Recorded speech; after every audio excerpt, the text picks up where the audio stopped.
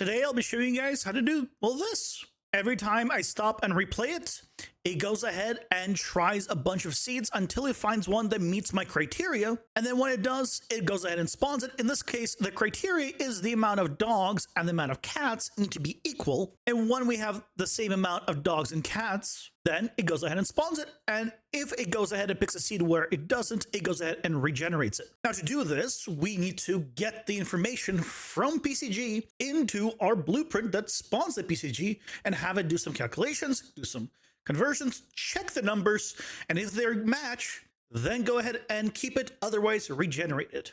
And I'll show you guys how to do all of this right now. Now to get started, we need to go ahead and make sure our plugins are enabled. So select plugins and search PCG and make sure procedural and content generation framework is turned on and restart your engine as needed. And we'll start by just setting up the basic graph and getting things kind of working in terms of what we want the final outcome to be if it succeeds. So we're going to right click, go to PCG, grab ourselves a PCG graph. I'll go ahead and select create empty graph because I don't want to use any of the templates. And I'll call it PCG underscore dogs versus cats. We're gonna have two statues of dogs looking at cats, and we're gonna make sure they're the same direction. Besides this, we're gonna need the blueprint actor that's gonna spawn. So we're gonna get a blueprint class of a type actor. And this is going to be our BP dogs versus cats. And we'll open up the blueprint. In here, we need a few things. One of them, of course, is our PCG component.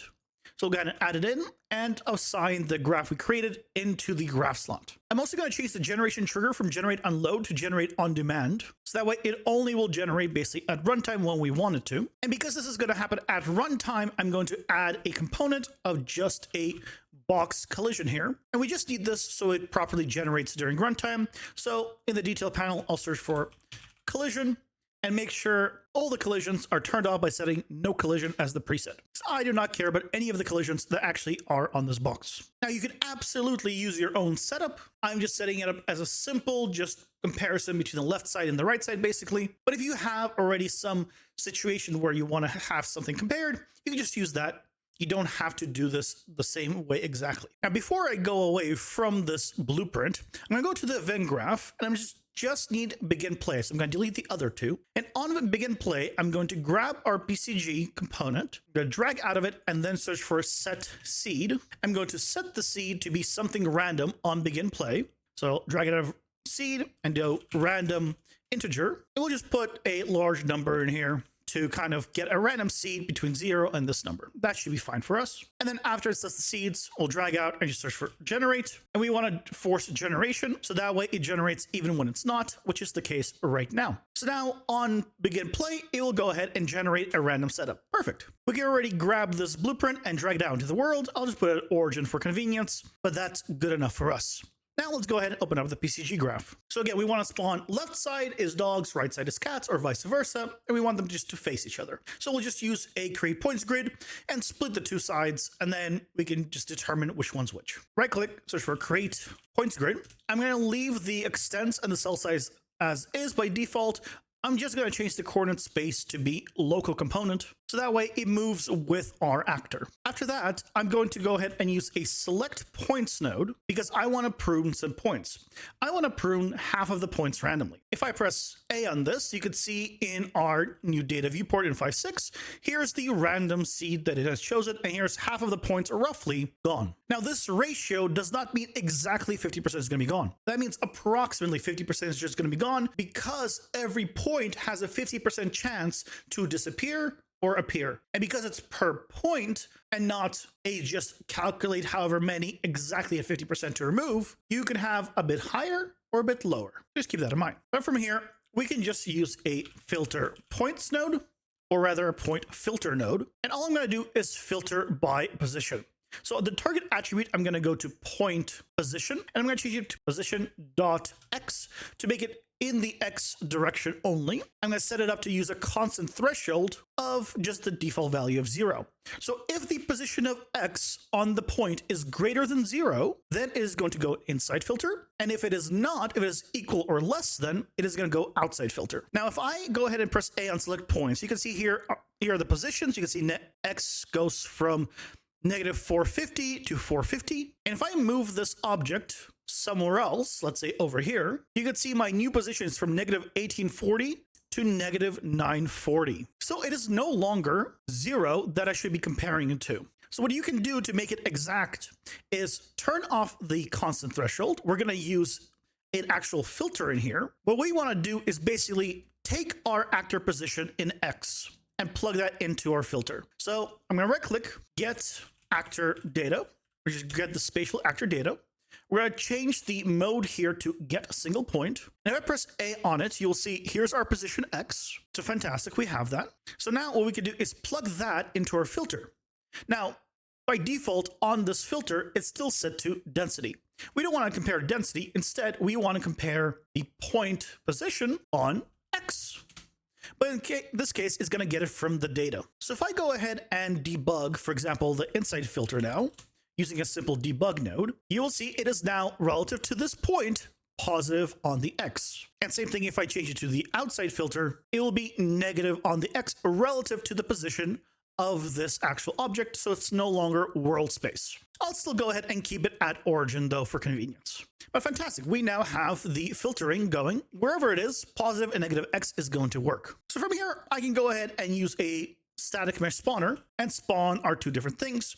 In my case, I know I need to rotate the actual inside filter here because it's going to be for the cats. So I'll use a transform points node. And in my case, I'm going to rotate them 90 degrees on the Z. And then I will use a static mesh spawner. And on this top one, I will go ahead and spawn my cats. And the bottom one, I'll go ahead and add a new mesh entry and spawn some dogs.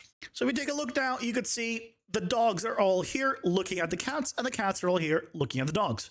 Now, if we wanted to make it a little bit more fair, we can absolutely scale them up. We can reposition them, but we have now a nice divide of dogs versus cats. What if you always wanted it to be a fair fight between the number of dogs and the number of cats? Well, that's where the main purpose of the tutorial comes in, which is how do we now get the number of each, compare them, make sure they're correct, stop the actual generation if it fails the check, and try again with a new seed then. Well, let me show you. And the first thing we're going to actually need is an actor spawn in the world that is going to receive all of the information from the PCG graph. It is going to set its variables to be the ones we want to save. And then that actor will then send that information to our original blueprint, the BP cats versus dogs, and then do the computation there, and then act accordingly. To do that, I'm going to right click, grab ourselves a blueprint class, type actor. I'll call this BP underscore transfer variables. And I'll go ahead and open it up. Over here, we're going to need a few things, starting with some variables. The first variable, of course, is going to be our dogs versus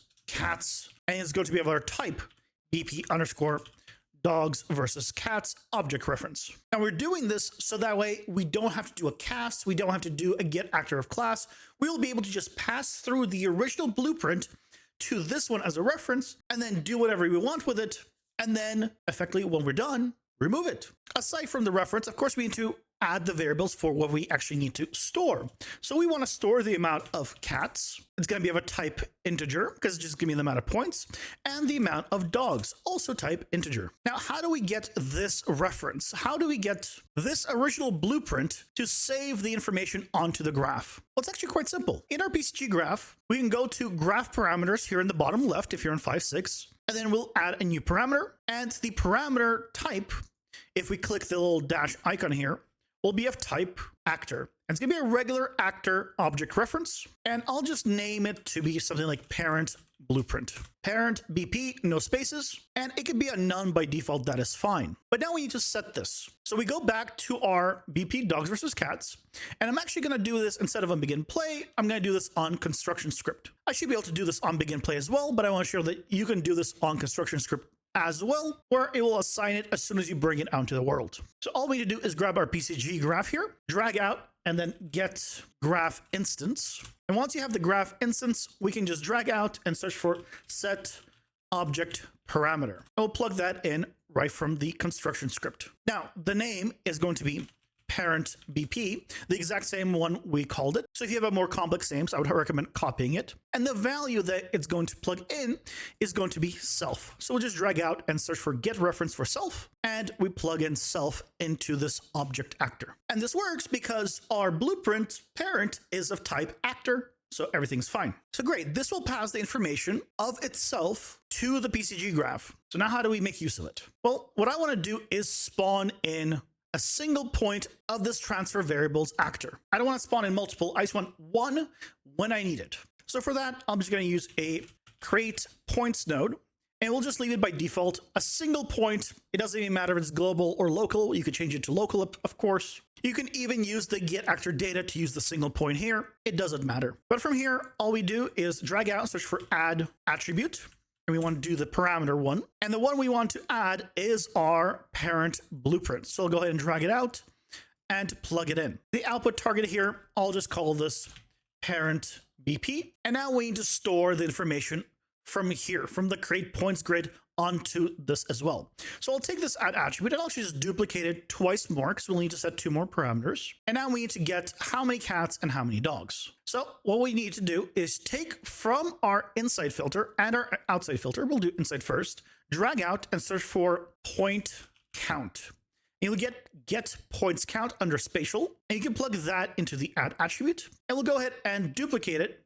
And we'll do that from the outside filter for the second one. We'll just rename the add attribute on the middle one here to cats and the last one here to dogs. So this point is going to know what the parent blueprint is, as well as how many cats and how many dogs were spawned in this setup. So that's wonderful. Well, at this point, we can just drag out and use a spawn actor node. That's going to give you an error by default because we haven't plugged anything in. And in the template actor class, you want to plug in our BP transfer variables. Now we need to assign the attributes we just created onto it. So what we need to do is create 3 spawned actor property overrides. So we'll add the plus button 3 times, and then we'll open all of them for convenience. The first one is going to be our parent BP is our input. That is what we called it right here in the add attribute.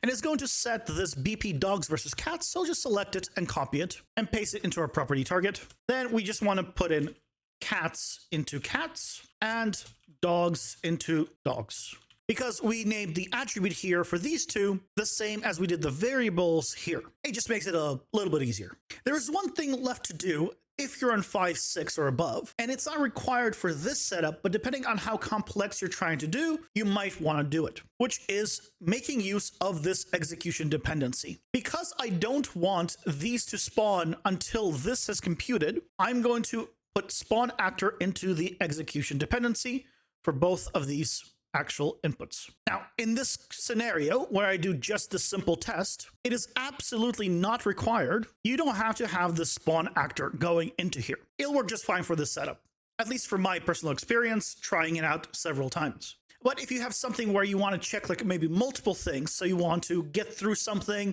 check something, and then continue on, you might want to add a little bit of a delay or wait for something to finish executing, which is where the wait would come in. But now that we have that, we can go ahead and in our actual world, go ahead and select the actual blueprint of dogs versus cats and do a cleanup because we don't have anything in here by default. Now, if I hit simulate, it still simulates just fine and spawns the entire thing without any checks yet. What you will also see is up here is this transfer variables one. It is here in the world. Now, if I go ahead and stop, it goes away because we're doing it only at runtime. So let's see what information it's actually getting. In our blueprint transfer variables, let's go to the event graph, and on begin play, I just want to do 2 print strings, just like so, and I just want to print the cat's value and the dog's value, just to make sure that it is actually getting the information through. So now if I hit simulate, you'll see we get 26 and 28. If I stop and simulate, 25 and 32. Because remember, it is picking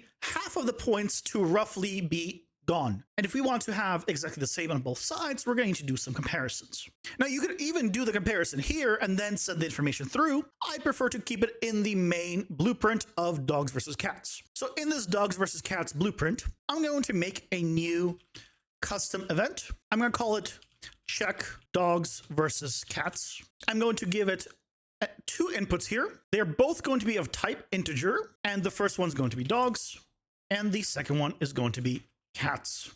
Now, at this point, you can absolutely store these as a variable. For example, I can right click this, promote to a variable. And so when the information goes through, I can go ahead and save both of these for future use if I so wish to. So if later on I want to know, hey, what was the number we actually stored? This would be it. But once we have both of these, all we need to do is take our dogs take our cats and check if they are equal to each other. And we'll use a simple branch node to compare the two. If they're equal, I'll just want to go ahead and spawn it as normal, but I also just want to do a simple print string to just say spawned. We could even make it go ahead and be green so we know it spawns to 5 seconds. But if it doesn't spawn, I'll go ahead and again use another print string to just say failed spawn. We'll make it red and we'll put the duration back to default of 2. And now we want to stop the current generation of the graph and then generate again. So for that, we drag out the PCG component one more time, drag out from it, and do a cleanup. And we want to also make sure remove components is on. And then we want to do basically the same thing we did here, which is set the seed and tell it to generate. So I'll actually just copy this right over here, plug it in right after the cleanup. The only difference here is instead of doing the seed and then generate, I want to have something in between here. And that in between is going to be a simple delay until next tick. You cannot have it generate itself and on the same frame tell it to stop generating and then generate again. You need to have the second regeneration happen on the next tick. But that is pretty much what we need to do for the check here. The final thing is, of course, sending this transfer variables over to where we need to do. But thankfully, in our case, we have this BP dogs versus cats that we got a reference for earlier. So from this BP dogs versus cats, we can just drag out and we can search for check dogs versus cats. And we'll take 2 inputs. I'll leave the print strings here for convenience so we can see the 2 variables and what the values are as it goes. We'll plug cats into cats and dogs into dogs. And after it does this, we can actually go ahead and drag out and just do a destroy actor. Once it has served its purpose of sending the information through, we actually don't care about this being in the world. So we just go ahead and destroy it. And now if I go ahead and hit simulate, you will see there's the values. And there it went until it spawned. And it stop and play again. There it was. I just went ahead and had a screenshot. You could see it was 30 and 26, 27, 32. It was failing to get the exact same number until at the very end, it got 26 on both sides and it was happy. Now, of course, depending on your conditions and your setup, it will take longer or shorter to actually generate something. For example, if on our original create points grid, we change the cell size from 100 by 100 to 50 by 50, it is going to 4x the number of points. And so it is going to be much harder to get these two to match, but that's okay. Again, we'll hit simulate. It'll take longer. You'll see it did a few more checks, but now we know that the number on each side is again the same. You can stop it, hit simulate again. This time it got it on the first try. Stop, simulate. There it goes and goes until it finds, oh, there's 107 both on each side. So effectively, you can now keep going and check for multiple things. And if you're in 5.6, you can use this wait to then say, hey, this has been successful. Maybe now from here, it needs to check something else. And if the other thing is now successful, then it will do something else. And again, and again, and again, you could just have the variables, as you saw from the actual PCG graph at any point in time, spawn an actor with the variables stored into it that are currently in the actual attributes, send that through to your original blueprint, use that information, process it, save it, do whatever you'd like with it, and then either finish the generation or tell it to stop. I want to now regenerate it, try again, and go from there. Of course, once it actually picks a random point, you could also store the seed if you want to know later on, have a list of seeds that you know for sure work. The world's your oyster at that point. But I know, at least for me, being able to get the information from PCG out has been something that I really want to do. So hopefully this can help you guys out as well. Now, as always, the project files for this will be available on my Patreon, where you can join these wonderful people here in supporting what I do. It really helps a lot. And if you'd like to join the community, the link to the Discord will be down below as always. And if you're looking for more awesome 5.6 tutorials, check out this video right over here for one of my favorite new 5.6 features.